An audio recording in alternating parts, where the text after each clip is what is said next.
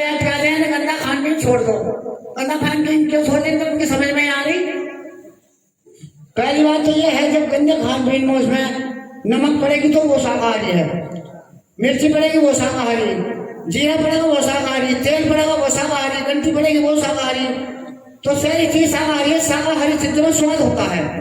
जब तक मैं चीज नहीं बढ़ने की, जब तक उनमें स्वाद नहीं आने वाला। हाँ, तो मैं चीज मत गिरो। और मैं चीज किसी चीज में भी लाल भालू में जैसे शाकाहारी चीजों में तो बहुत ही बढ़िया होता है। तो शाकाहारी चीजों का स्वाद बनता है। शाकाहारी चीजों को मत गिरो। शाकाहारी चीज है उनकी, शाकाहारी आदमियों की। अगर आप मांस निखाली से बना लो, सलाद निखाली से बना लो, पानी मत गिरो, वो भी शाकाहारी है। तो बताओ क्या गलत थी बात उसमें ही। कोई तुम लोगों में हौसला बुलंद कर रहा हूँ मैं, और घास खोदने वाला आदमी हूँ, तो उसका उत्साह बढ़ाना चाहिए ना। हथेली में कुत्ता भी हथेली में जानू, तो उसका उत्साह बढ़ाना चाहिए। और 10 आदमी मिर्चों को खाए सके, अकेला में लड़िया, लेकिन अकेला चाना खाया इसलिए लड़िया नहीं मिर्चों को दब जाता। तो 2 अध्यक्ष करके हमारे एक में निकले थे त्यागी, एक शेरशान सिंह दिए, और एक ना बोले पीछे बैठे। फिर बोले कि नहीं थोड़ी सी अच्छे काम में तो लड़ जाओ, मर जाओ, कुछ कर लो। बुरे काम में तो कुछ भी ना मिलेगा, अच्छे में कुछ मिलेगा तो सही है, वो अच्छे के लिए बना है। हाँ, चल जाओ। और दूसरी बात यह है, विद्यार्थी साहब हमारे मन छोड़कर चले जाते हैं। अपने गाना समाप्त करके जब से शुरू हमारे गाँव में मन छोड़ कर चले जाते हैं, मंच का अपमान हो जाता है। ऐसे कोई उपदेशक मंच छोड़कर जाना नहीं चाहिए। जाओ तो सुबह 7 बजे 8 बजे चले जाओ, और 12:30 बजे दिन के वापस आ जाओ। तो ये क्या धन्यवाद। जाने नहीं आज आपका जवाब को गाओगे। अच्छा, सबको हाजिर को नमस्कार मिली।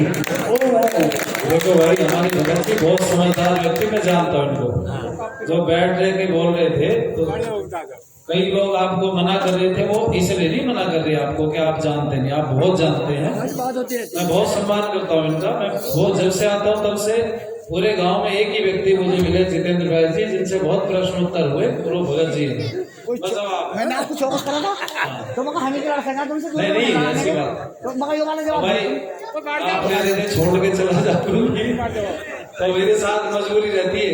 तो कोई घर पे काम होता है इसलिए चला जाता, नहीं तो यही सो रहा हूँ। पूछो आप नहीं, घर पे काम हो जब भी मत जाओ। चलो आपकी बात पे ध्यान दीजिए। अंडरग्राउंड होने की आदत पड़ गई आपको, अंडरग्राउंड मत करो। हाँ, कोई बात नहीं भाई, इनकी सारी बात जो कुछ है ठीक है। आओ थोड़ी सी चर्चा आपसे करेंगे, क्योंकि समय बहुत हो गया है और मुझे 300 किलोमीटर गाड़ी चलाना, तो सुबह कार्यक्रम भी देना, तो 5-6 घंटे लगेंगे। और वो कई बार आपने देखा होगा, जब बारात चढ़ती है ना, तो नाचने वालों को बहुत स्वाद आता है, तो बजवाते हैं वहीं। फिर वह बैंड वाले थोड़ा बहुत आगे सरकार रेडियो में कहीं निकल जाओगे गाँव में से, और कुछ ऐसे भी मिले वो रेडी को फिर खींच के पीछे रहे और बजा। हमारे साथ कभी कभी ऐसा हो जाता है। बीच वाले दिनों में तो कोई दिक्कत नहीं, सुबह को बहन जी को भी सरदारा में कार्यक्रम देना और मुझे देना नेपाल बॉर्डर पे लखीमपुर खीरी, बिल्कुल अंत में जाके लास्ट में यूपी के। तो कई बार मजबूरी होती है। कार्यक्रम हमारा 10-10:30 बजे तक चलता है, लेकिन 11 से भी ऊपर हो गया समय। और ये आप लोगों का प्रेम भाव है जिसकी वजह से कार्यक्रम चलता है। आओ कुछ लाइनें आपके बीच में मैं रखूंगा, प्रयास करेंगे भाई। आप लोगों को हमने सुना, आप भी हमें थोड़ी देर बैठ करके सुने, अच्छा लगेगा। जर्जर होता ही गया दिन पर दिन ये देश, जर्जर होता ही गया दिन पर दिन ये देश।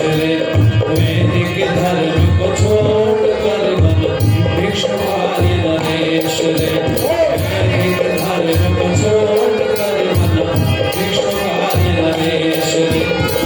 दिन था शोक ने जब वो धोखा स्वीकारा,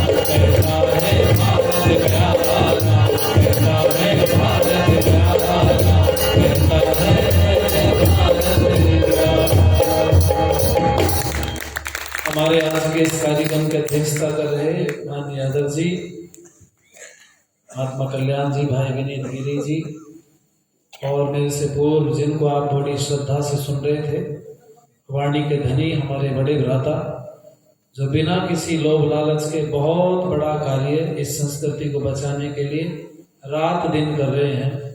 ऐसे बहुत ही विशेष प्रतिभा के धनी विद्वान जो निरंतर प्रतिदिन यज्ञ करते हैं, जिनके घर में वैदिक विचारधारा जन्म लेती रहती है, ऐसे हमारे एक बहुत ही अभिन्न मित्र आदरणीय भ्राता जितेंद्र बैस जी, उनके साथ में उनकी सहधर्मिणी हमारी बहन जी और छोटी बेटी भी आज साथ में उपस्थित है, मानसी, छवि आर्या, और नोएडा से हमारे बीच में उपस्थित हुई हमारी बड़ी बहन, जिनका हम धन्यवाद करेंगे कि वो छोटे से निमंत्रण पर बिजनौर जैसी जगह में उपस्थित हो जाती हैं, जो एक तरफ यूपी का पड़ा हुआ किनारा है। आप उस नगरी से आती हो जहाँ धन की वर्षा होती है, बिजनौर ऐसी नगरी है जहाँ जीवन यापन होता है। तो हमारी बहन अलकारिया जी, भाई हमारे मित्र भाई सत्येंद्र जी और माँ सुनंदराम जी के सुपुत्र यहाँ पर उपस्थित हैं। अन्य इस्माइलपुर से हमारे बीच में आदरणीय आर्य जी, रणधीर जी, आदरणीय प्रेमराज जी, उनके सभी सहयोगी भाई राजपाल जी, भाई बाबू सिंह जी, आदरणीय बाबा शीशराम जी, अन्य सभी धर्म प्रेमी सज्जन, पूजनीय बंदनीय मातृशक्ति, छोटे छोटे नन्हे मुन्ने प्यारे प्यारे बच्चों, तुम चारों या तो बैठ जाओ, ए भाई बच्चों, या तो बैठ जाओ बेटे इधर, नहीं तो उधर चले जाओ। आठ साहब आप बैठ जाओ। अगर आप यही स्थिति रखोगे ना, ये कार्यक्रम यहाँ नहीं होगा, ये याद है। कितने चाले चलाओ। इसलिए भाई मेरा निवेदन आप लोगों से, एक सभ्यता समझते किसको कहते हैं? सभा के अनुकूल आचरण करने वाले व्यक्ति को सभ्य कहते हैं, और सभा के अनुकूल आचरण नहीं करो असभ्य की श्रेणी में आते हैं। बाहर दूसरी दुनिया में भी निकल करके देखो, कहाँ किस दुनिया किस रास्ते पर चल रही, हम कहाँ हैं, हमारी हालत कहाँ है। जिनके चित्र लगे ना मेरे दोनों तरफ, अगर इनकी बात मानी होती तो बहुत बड़ा उत्थान हो जाता। समस्या क्या है? जय घोष करना, केवल शोर मचाना, नाम लेने से, जयकारे लगाने से या उनके नाम से पूरी रात जागरण करने से किसी का उत्थान होता तो जागरण करने वालों का सबसे पहले होता, जो गर्त में पड़े हुए हैं। इसलिए लोगों का धन्यवाद है, सैकड़ों लोग बैठ करके सुनते हैं इस गांव के, मैं तो उनका धन्यवाद करता हूं। आपके दिन अच्छे हैं। अच्छी बात उन्हीं को अच्छी लगती है जो आगे बढ़ना चाहते हैं। अच्छी बात किनको बुरी लगती है? जो नीचे गिरत में गिरना चाहते हैं। फैसला आपको करना है, आपको किस रास्ते पर चलना। कितने सारे लोग आए यहाँ, पूरे बिजनौर से ऐसी क्रीम थी जिसको आप एडी रगड़ के मर जाओ, आपके घर नहीं आ सकते वो लोग, समय नहीं है उनके पास में। जितेंद्र जी कमाल हो गया, इस बार पूरे जिले के दोनों गुट के लोग प्रेमराज जी के कार्यक्रम में उपस्थित हुए और एक साथ भी आए, ये बहुत बड़ी बात है। आप सोचो जरा, तो हमारा क्या कर्तव्य? गांव के लोग कम से कम बैठ के सुन ले। क्यों जी भाई, बुरी बात तो नहीं बताई किसी को ऐसा भी नहीं बोला कि खाना बाती कुल तू चेली में गुल, 1.25 रुपया धर डूब जाए तर। ना तो पैसे मांगे किसी से, ना किसी के कान में फूंक की मारी कि भाई तुम्हें हमने गुरु मंत्र दे दिया, आज से कल्याण होगा। हमारी बात मत मानो, पर सदगुरु रविदास जी महाराज की तो मान लो। उन्होंने जो बातें कही उस रास्ते पर चलो। स्वामी दयानंद सरस्वती जी ने और कुछ नहीं किया, केवल शब्दों का भेद है। जो बात सदगुरु रविदास जी महाराज ने कही, उसी बात को तरीके से आपके बीच में प्रस्तुत किया। और मैं आप लोगों से कहूंगा भी, भाई साहब चर्चा कर रहे थे, क्या स्थिति परिस्थिति है? हिंदू आज कच्चा माल है। कच्चा माल समझते हो ना? कच्चे माल में से जो मर्जी बना लो। ये कपड़ा जैसे आप थान ले आओ, कच्चा माल पूरा थान ले आओ, उसमें से कुर्ता बना लो, धोती में जो मर्जी बना लो। सनातन धर्म कच्चा माल क्यों बन रहा है? क्योंकि यहाँ बिरादरियों को बचाने की होड़ लगी है, राष्ट्र को बचाने की होड़ नहीं है। जिस दिन राष्ट्र को बचाने के लिए उतने ही प्रबल तरीके से काम करना शुरू कर दो कि एक दिन में स्थिति ठीक सुधर जाएगी। हम बिरादरी बचाने में लगे हैं। मैं तो आज तीसरा दिन है, इसी बात को हम समझा रहे हैं। जो यहाँ आसपास में लोग हैं वो तो कह रहे हैं कि ये रविदास जी महाराज का सत्संग नहीं है, वो इस बात को मान रहे हैं। हम इस बात को 3 दिन से बता रहे हैं कि सदगुरु रविदास जी महाराज की बात है जो हम आपको बता रहे हैं। बस तरीका अलग है, हम हारमोनियम बजा करके, ढोलक बजा करके, भजन गा के आपको कुछ अच्छी बात बता रहे हैं। ध्यान देना, अगर उत्थान करना चाहते हो जीवन में तो जो हमारे महापुरुषों ने रास्ते बताए उन रास्तों पर चलो। मैं एक दिन आर्य समाज बिजनौर में था, कई साल पुरानी बात। एक व्यक्ति ने झाड़ू लगाई वहां सुबह सुबह, और झाड़ू लगा के उसने पता क्या कहा, भाई साहब आप तो पढ़े लिखे लगते हो। मैंने कहा हाँ भाई साहब थोड़ा थोड़ा। कहने लगा एक बात बताओ, लोग वाल्मीकि ऋषि को चोर कहते हैं, क्या इतना बड़ा व्यक्ति जिसने रामायण लिख दी हो, जिसने रामचंद्र जी की बात संस्कृत में लिख दी, उसका शब्द तो संस्कृत तो उससे बोला नहीं गया। उसने बोला संकिरत, मुझे आज भी वो शब्द याद है। जिसने रामचंद्र जी के जीवन चरित्र को संस्कृत में लिख दिया हो, क्या वो व्यक्ति चोर हो सकता है? कहने लगा छाती ठोक करके, मेरे सामने लोगों के लाखों लाखों रुपए रखे रहते हैं, मैं हाँ गर्व से कहता हूं मैं स्वीपर हूं, पर मैं वाल्मीकि ऋषि का वंशज हूं। वो ऋषि थे, उनको बदनाम करके लोग आज कह रहे हैं कि वो तो चोर थे। आपके एक महापुरुष बता दो जिसके ऊपर कीचड़ ना उछाया, उठा लो। सदगुरु रविदास जी महाराज के हाथ में जूता चप्पल दिखा दिए गए, हाथ में कील ठोकते हुए नीचा दिखा दिया ब्रह्म ऋषि को। स्वामी दयानंद सरस्वती जी के ऊपर कितना कीचड़ उछाला गया, नहीं छोड़ा। आप एक रामचंद्र जी के ऊपर लिख दिया, सीता का छिनाला जैसे शब्दों का प्रयोग करके पुस्तक लिख दी गई। राम कृष्ण तेरी गीता जलानी पड़ेगी, कृष्ण के हाथ 7,16,108 रानी दिखा दी, उनके सबके साथ साथ 10-10 बच्चे दिखा दिए। कृष्ण की पत्नी को नाम कहीं नहीं है, उसकी जगह पर राधा का नाम जोड़ दिया गया। पूरे के पूरे जितना वैदिक वांग्मय था, सारे महापुरुषों को बदनाम किया गया योजना बना करके। और हम आंख बंद करके हाथ जोड़ करके कहते हैं हाँ जो आप कह रहे गुरुजी सब बात ठीक है।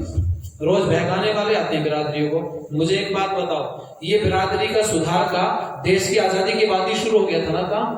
बोलो हाँ ना तो करो, हो गया था ना? कितना सुधार हो गया बोलो? ये लोग सुधारने नहीं आते तुम्हें, ये लोग तुम्हारा वोट लेकर के तुम्हारी छाती पर बैठ के राज करने के लिए आते हैं। जिस दिन बात तुम्हारी समझ में आ गई उस दिन तुम्हारा उत्थान हो जाएगा। अभी हम समझ नहीं रहे, हमें लगता है कि हमारी बात करता है। अलग अलग संघ बना करके आते हैं, कोई अलग अलग संस्थाएं बना करके आते हैं और पागल बनाते। याद रखना, अंगूर के 2 ढेर लगे होते हैं जब ठेले पे आप लेने जाते हो। एक में गुच्छे रखे होते हैं, एक तरफ जो गुच्छे से टूट टाट जाते हैं इधर उधर के, उन्हें भी एक तरफ ढेर इकट्ठे कर लेता। बताओ महंगे कौन से वाले? जोर से बोलो। जुड़े हुए हैं। और वो टूटे हुए क्यों नहीं है? बोलो। अलग हो गए, गुच्छे से अलग हो गए। एक बात बताओ, एक बिरादरी अगर अलग हो जाए सनातन धर्म से, जिसकी बात अभी भाई साहब बोल रहे थे ना, अभी वैदिक धर्म से अगर एक बिरादरी अलग हो जाए, 2-4 टूट करके अंगूर एक तरफ हो जाए, बताओ कीमत घटेगी या बढ़ेगी? घटेगी ना। और जब कीमत घट गई तो आदमी के आज पास पैसे की कमी नहीं, वो बढ़िया चीज खरीदना चाहता है, खराब किसी को।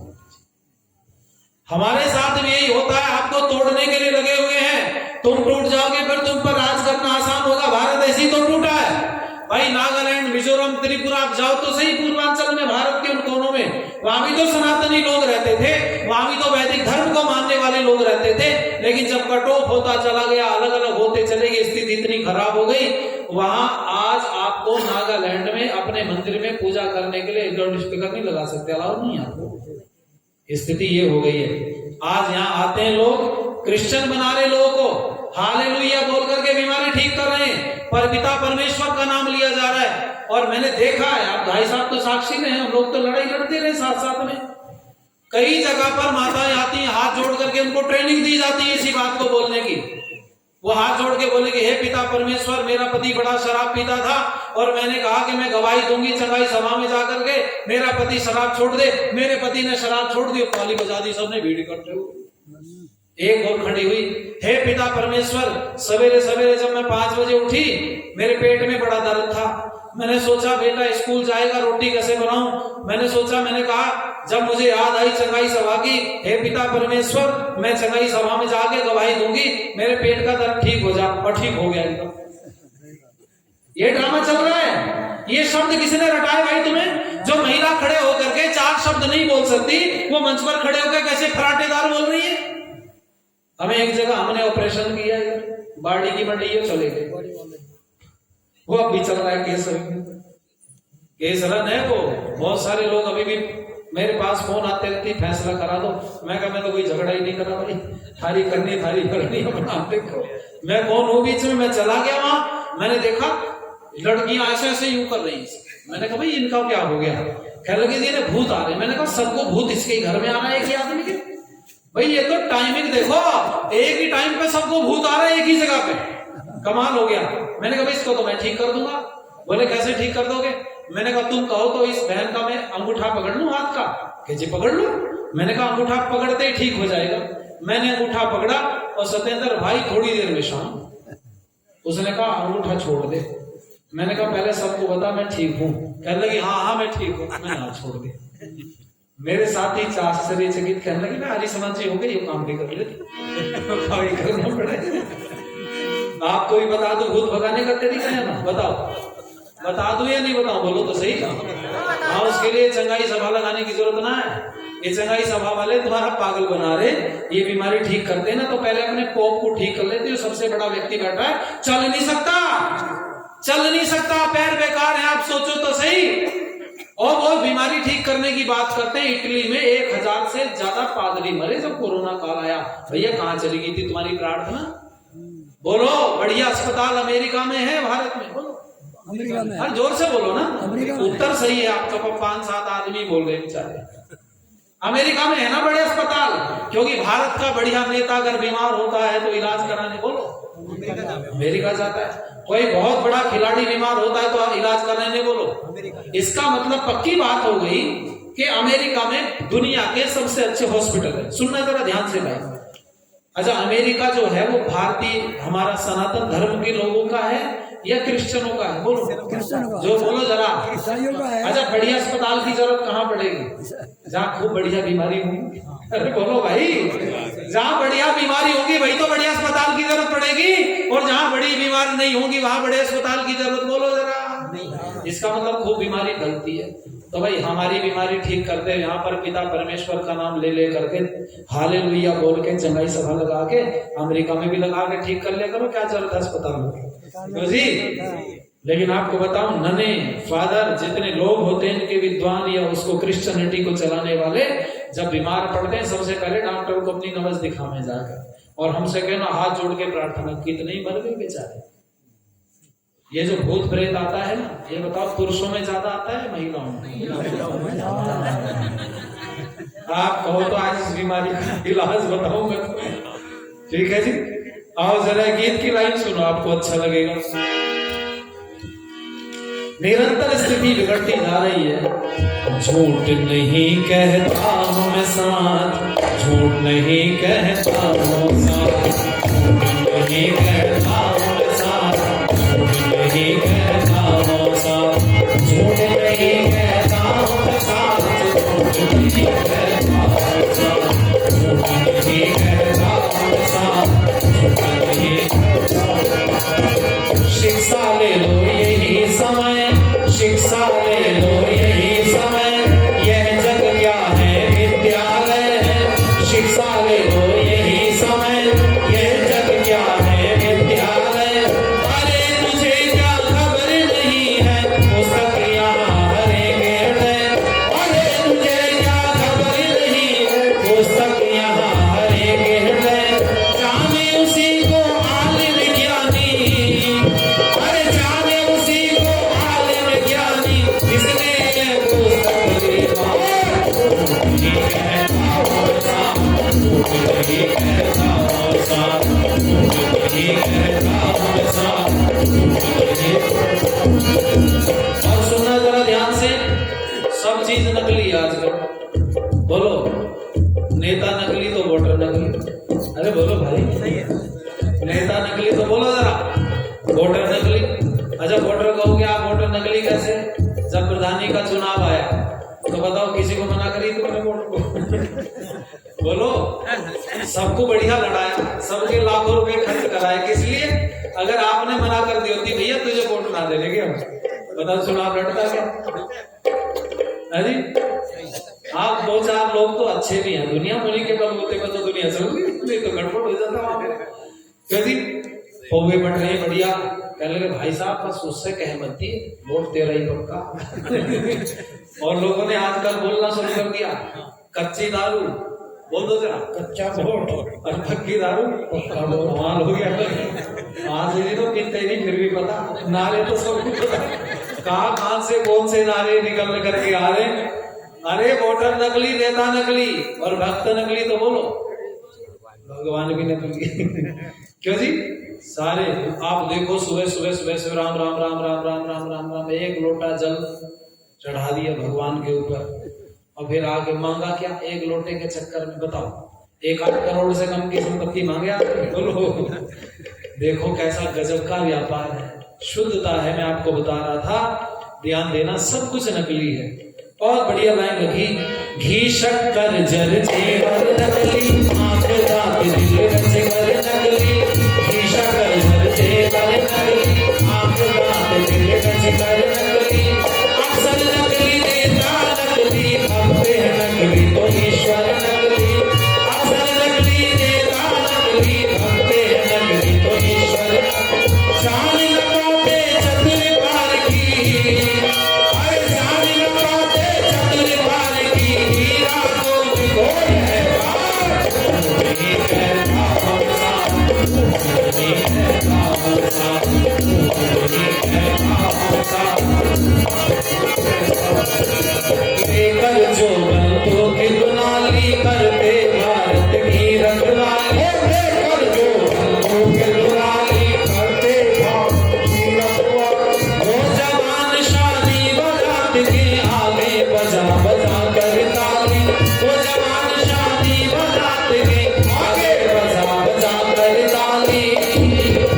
हया शर्म को छोड़ सड़क पर, हया शर्म को छोड़ सड़क पर, आ रहे में हो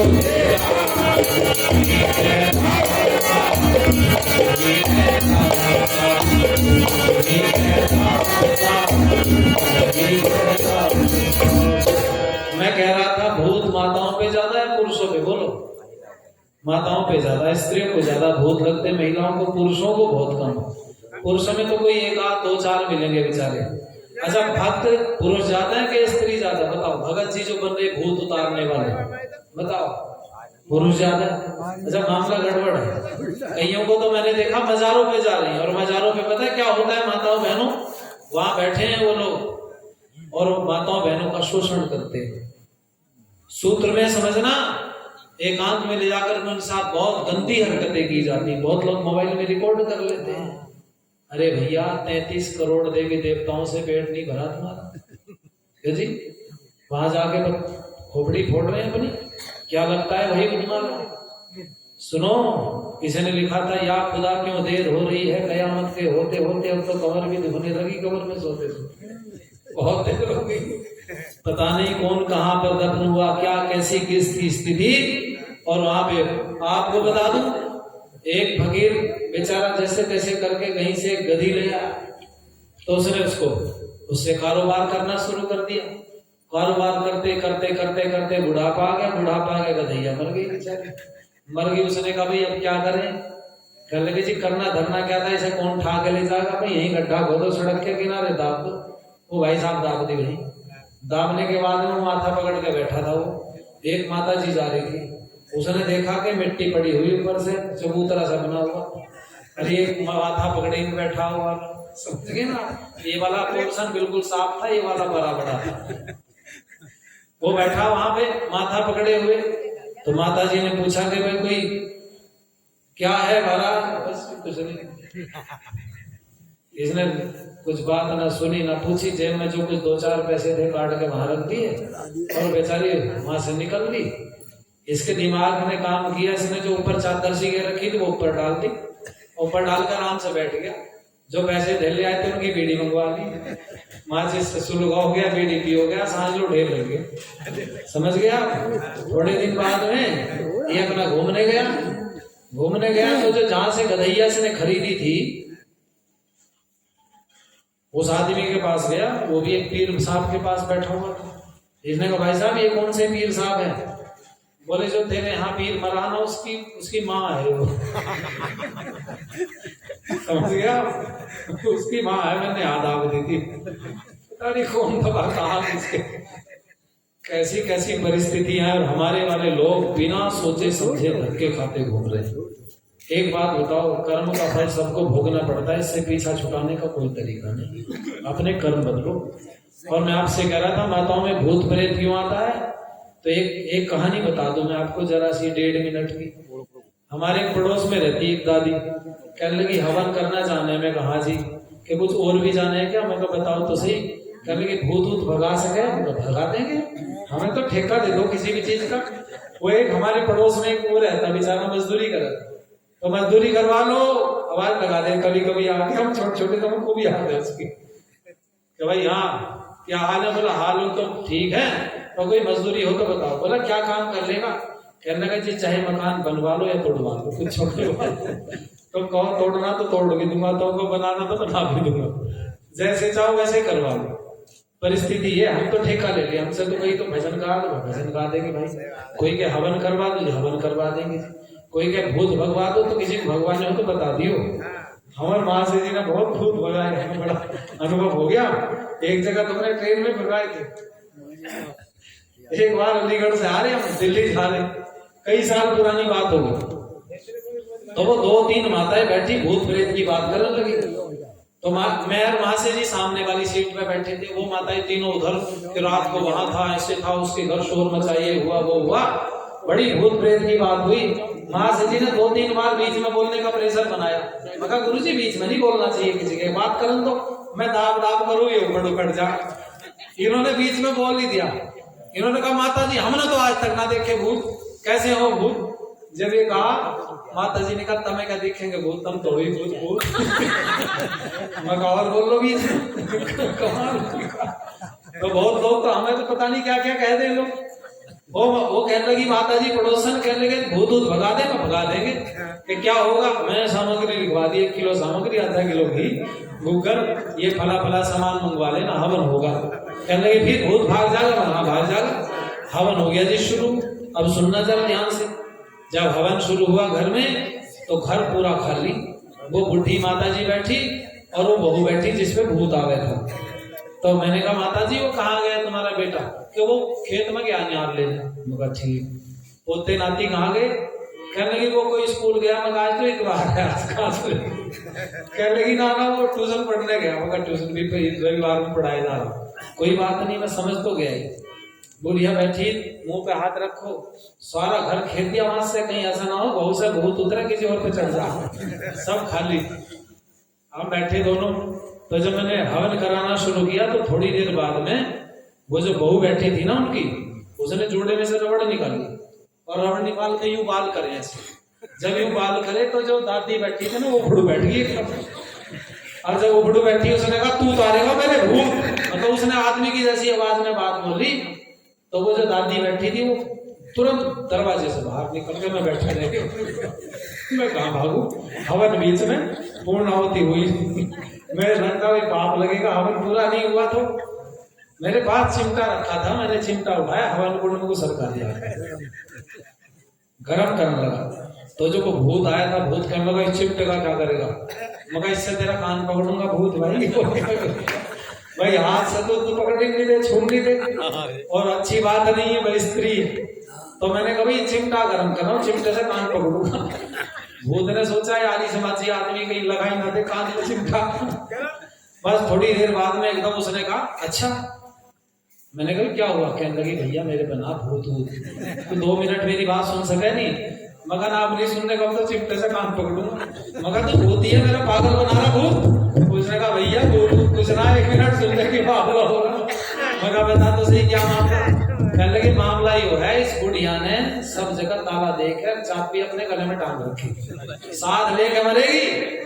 कुछ घर में खाली छोड़ नहीं रखा, सब जगह ताले लगा रखे इसने। मैंने कहा भाई फिर भूत से क्या फायदा, तुझे बता भाई, भूत का कोई लाभ है क्या?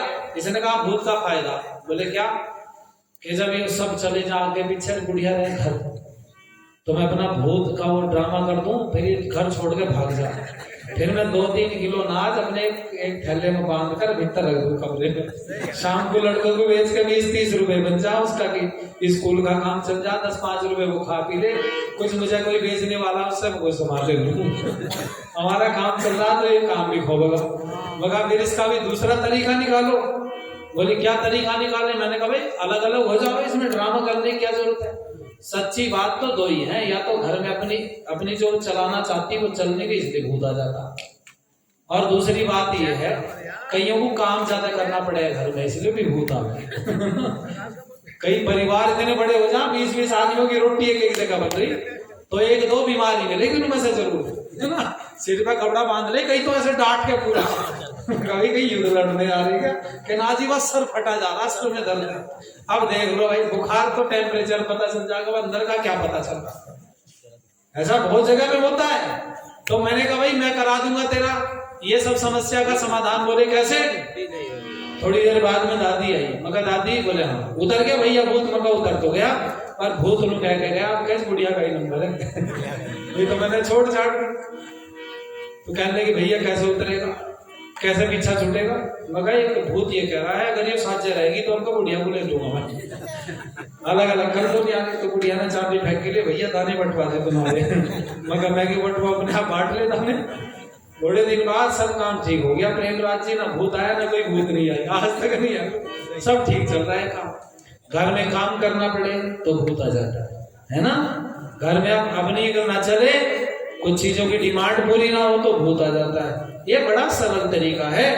एक बहू मिली हमें, उसने भूत का जब ड्रामा किया, उसने कहा इसकी जबान बिल्कुल बंद हो गई, बोला ही ना जाए उससे। तो भाई साहब हॉस्पिटल ले गए उसको, मैं भी साथ साथ खड़ा। मैंने कहा जी डॉक्टर साहब? बोले हाँ। मगर इसकी जबान कैसे खुलेगी? इसको तो जबान भिज गई। और मैंने कहा भाई क्या किया जाए? और वैसे चल फिर रही वो, और उससे बोलना नहीं जा रहा बेचारी से। जब बोला नहीं जा रहा तो मैं समझ तो मैं भी गया। मैंने कहा डॉक्टर साहब? बोले हाँ। मैंने कहा एक इधर को आओ जरा। मैंने कहा ड्रामा कर ली। डॉक्टर साहब ने कहा पता तो मुझे भी है पर इसको कैसे किया जाए पर्दाफाश? मैंने कहा तुम हाँ हूँ करना, बस मैं करा दूंगा काम। मैंने कहा डॉक्टर साहब? बोले हाँ। मैंने कहा वो आपने इंजेक्शन लगाया? कहने लगे इंजेक्शन तो नहीं लगाया। मैं कहा वो कैडा वाला लगाओ जिसमें बहुत दर्द हुए, वही लगाना पड़ेगा जब ये जबान खुलेगी। एक महिला और आई थी, उसके भी आपने वो कैडा वाला ही लगाया था। तो उसने थोड़ी देर बाद में एक आध शब्द बोला, मगर बोल गई ठीक हो गया। अरे भाई ये घरों में जो स्थितियां पैदा हो रही हैं, आप ध्यान देना माताओं बहनों धर्म प्रेमी सज्जनों, इनसे पतन की तरफ जा रहे हैं। इस भूत प्रेत का ही आड़ लेकर के ईसाई लोग रोज हमारे लोग का धर्म परिवर्तन, ऐसी स्थिति पैदा हो रही है। और जितने इनके पास जाते हैं सारे भूत प्रेत वाले जाते हैं। और बताओ ये कौन है ठल हो रहे हैं जितने भी भूत प्रेत वाले? जितनी हमारी माताएं बहनें काम कर रहे हैं, जिन्होंने डंगर पाल रखे, क्यों जी, जो सुबह से शाम तक मेहनत करती, इनके घर कोई भूतनी कोई नहीं। किनके है? जो ठल हो रहे हैं, बिना मतलब के पड़े हैं, खा रहे हैं इधर से उधर। ऐसे लोगों के घर में भूत आता है। ये भी ड्रामा है। ये 99% ड्रामा है, 1% सच्चाई इसमें कौन सी है? कोई माताओं को मानसिक रोग होता है, मंथली प्रॉब्लम्स बिगड़ जाने से वो परेशानी हो जाती है, वो मस्तिष्क में वैसी हिट्स होती हैं, तो उसकी वजह से जो सेल्स हैं वो डैमेज हो जाते हैं। और सेल्स डैमेज होने के बाद में माइंड अनकंट्रोल हो जाता है। माइंड अनकंट्रोल होने के बाद में बहुत सारी बातें अंदर से बोलने लगती। तो उसके लिए इलाज है, उसके लिए इलाज किया जा सकता है, बहुत सारी चीजें। नहीं तो एक तरीका मैं आपको बता रहा हूं, एक तो देसी इलाज उसका 100 ग्राम देसी गाय के घी में, 100 ग्राम घी ले लो देसी गाय का, उसमें 25 ग्राम जायफल और 25 ग्राम जावित्री कूट करके डाल लो। गाय के गोबर के जो उपला हो ना, उसे खिली हुई अंगारी पर रख करके उसे पका लो, सुबह शाम नाक में डालो, वो बीमारी ठीक हो जाएगी, जो आपको बता रहा था मैं, मंथली सिस्टम्स वाली जो। और दूसरी बात, अगर फिर भी कहीं किसी के घर में ड्रामा होता हो और ना मानता हो भूत, तो एक इतनी बड़ी बड़ी 2 सुई ले आना, ठीक है, जिनसे रजाई में धागा डाल दें, बड़ी बड़ी आवे ना, तो 5-7 रुपए की मिल जाएंगी। तो ये भूत भगाने का सबसे सरल तरीका, जिसे भूत आवे उसकी एडी में मार के देखो असली है नकली, एकदम बोल जाएगा भूत। हमने कईयों को देखा, आप एडी में लगा के देखो तो ऐसा कटे फटेगा भी नहीं एडी में कहीं के उसको टाका लगाना पड़े, पर भूत का पता चल जाएगा असली या नकली। अपने पास में रखा करो जिनके घर ऐसी समस्या है, भूत भगाने का सबसे आसान तरीका, इससे बढ़िया तरीका कोई नहीं और सस्ता है, टिकाऊ है। सुई एक बहुत साल तक काम करेगी, है ना, जल्दी खत्म भी नहीं होती। पर ध्यान देना माताओं बहनों, आपको मैं बताऊं, कईयों को देवता आते हैं, भक्तों को। मैंने देखा ये भगत जी बीड़ी पी रहे, मैंने कहा भाई ये, बोले जी इनका हनुमान जी हमें, मैंने कहा भाई इसका हनुमान से क्या लेना देना, भाई हनुमान जी के इसकी बिरादरी तो बिल्कुल अलग है। बोले कैसे? मैं कहा हम हनुमान जी कौन सी बीड़ी पी कर थे भाई बताओ? अरे हम हर रोज हवन करें, भगवान का भजन करें, संध्या हम करें, झूठ हम नहीं बोलते, छल कपट हम नहीं करते, बेईमानी हम नहीं करते, धन किसी का नहीं हरते, सच्ची बात लोगों को बता। मैं तो हनुमान जी के निकट हम हैं या बीड़ी पीने वाला आदमी? बताओ भाई। अरे बोलो तो सही, हाँ ना तो करो। या सिगरेट खींचने वाला दम लगा रहा।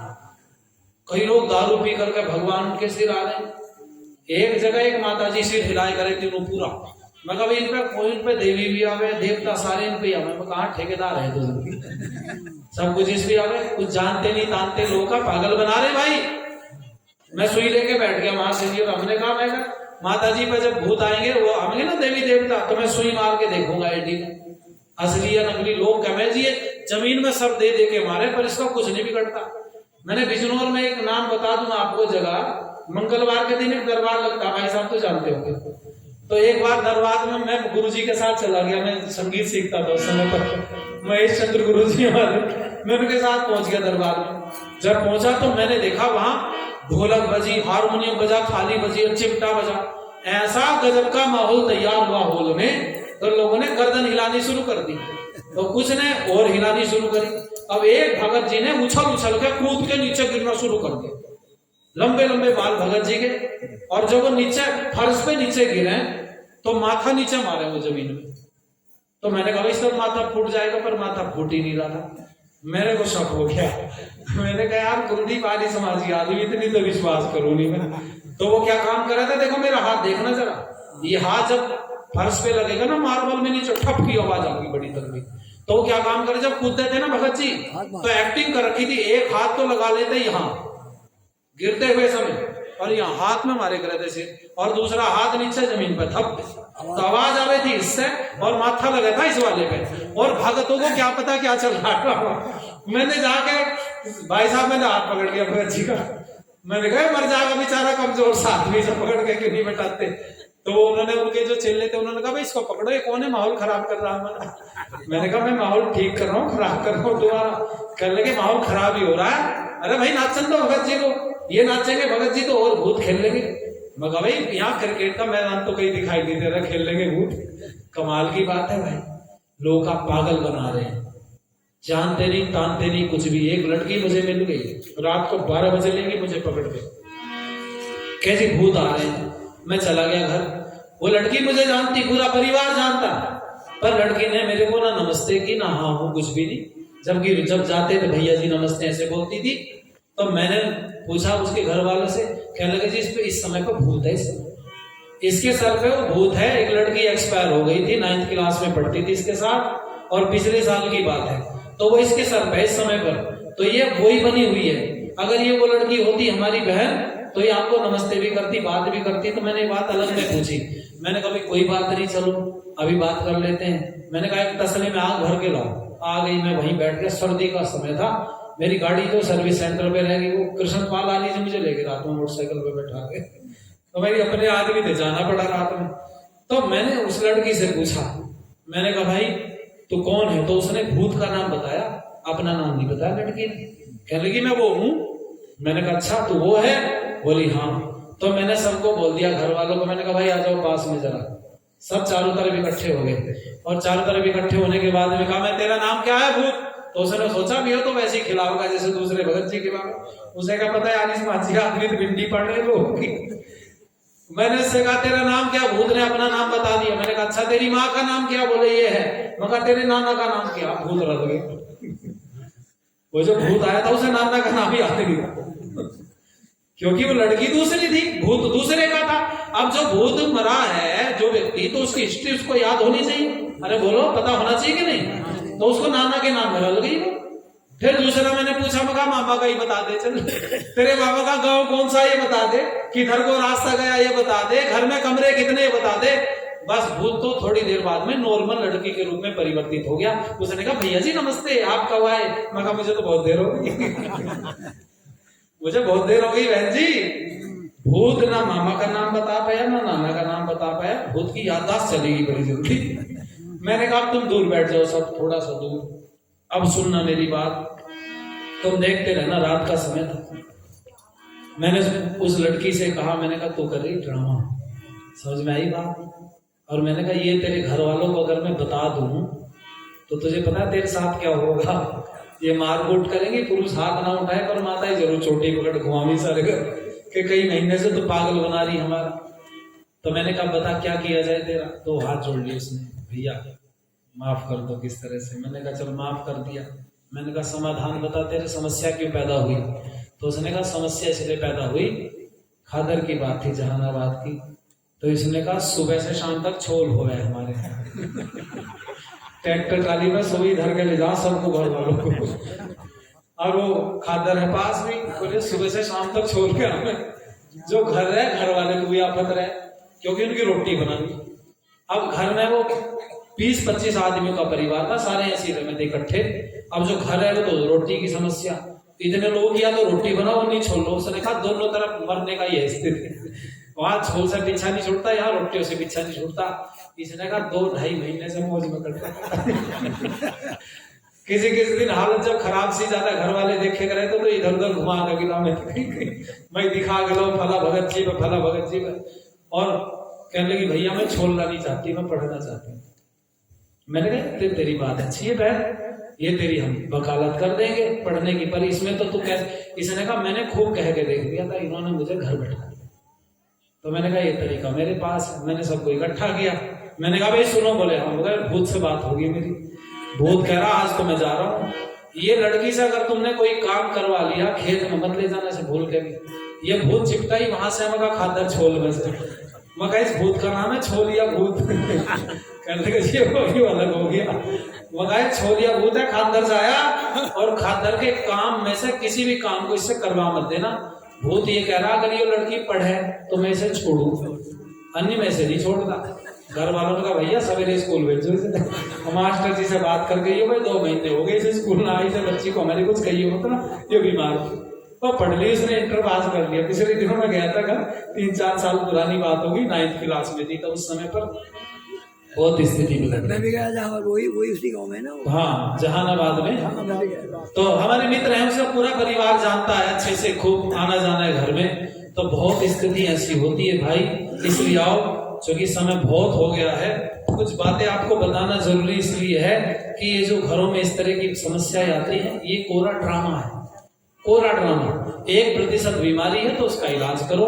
बस चंद लाइन कह के मैं पीछे घटूंगा, उसके बाद वाणी को विराम देंगे, क्योंकि मुझे 300 किलोमीटर सफर करना है ना।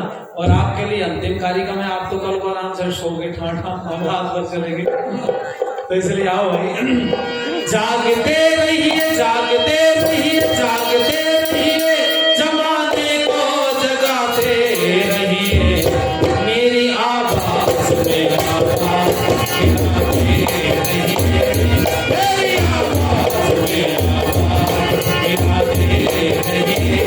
जागते रहिए जागते रहिए जागते रहिए, जमाने को जगाते रहिए, मेरी आवाज मेरी आवाज मेरी आवाज मेरी आवाज।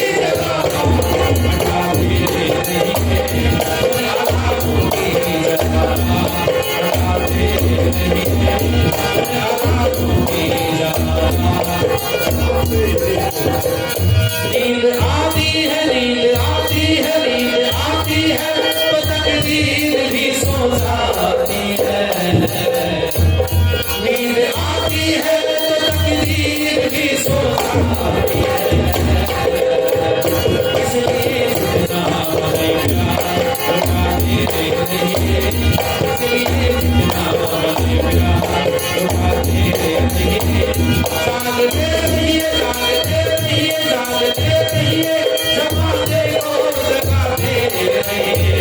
मेरी आवाज़, मेरी आवाज़, मेरी आवाज़ में जगाते रहिए, मेरी आवाज़ में जगाते रहिए। इसलिए भाई मैंने लिखा था, गंगा की कसम, यमुना की कसम, ये ताना बाना बदलेगा तो खुद तो बदल मेरे यार, बदल फिर देख जमाना बदलेगा। ये बात आप सुन रहे हो 41 सालों से, है ना? तो कम से कम संख्या 41 तो होनी चाहिए। और बड़ी बात ये है, प्रेमराज जी से लोग ना कहते हैं, पर मेरे से बहुत लोग मिलते हैं, कहते हैं हम भी आर्य समाजी। ये बड़ी बात है, बहुत बड़ी बात है। यहाँ गांव में बहुत सारे लोग हैं बहुत काफी है कहते रहते हैं, और यहाँ उनके अंदर ये बीज है आर्य समाज का संस्कार। कल बाबा जी से बात हो रही थी, शीशराम बहुत लोग हैं, बहुत सारे लोग हैं। तो खुशी की बात है, आप लोग कार्यक्रम में इकट्ठा हुआ करो, प्रयास करो कि अपने बाल बच्चों को लेके आओ। दूसरी जगह पर आपको बहकाने की बात बताई जाती है, यहाँ आपको ऊपर उठने की बात बताई जाती है। आप लोगों ने बहुत ध्यानपूर्वक बैठ करके सुना। हृदय से आपका आभार व्यक्त करते हुए मुआने को विराम देता हूँ। 1 मिनट बैठे हैं इधर, ये बोल गए ना, बोल रहे पहले 100 रुपए नाम 100 रुपए सतेंद्र यादव जी हैं, हमारे आर्य समाज को प्रदान कर रहे हैं। धन्यवाद। ठीक है। इस साल मैंने ये प्रयास करा